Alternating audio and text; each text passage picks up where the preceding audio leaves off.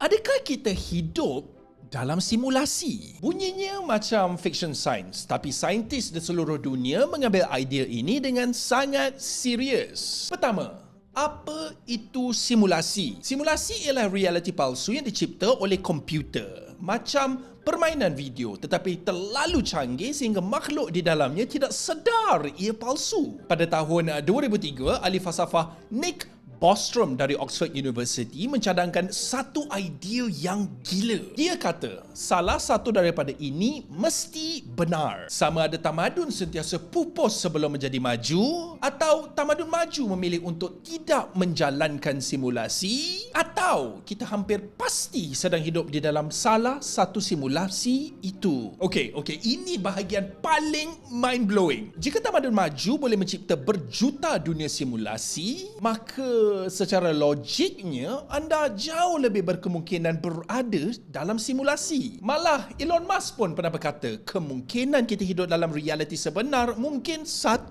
dalam berbilion. Masih tiada bukti, tiada suis untuk dimatikan, tiada butang keluar. Tapi matematiknya jelas. Jika simulasi boleh wujud, maka realiti mungkin bukan seperti yang kita sangka. Jadi soalan yang sebenar bukan adakah ini simulasi, tetapi adakah anda akan hidup berbeza jika anda tahu kita memang berada dalam satu simulasi?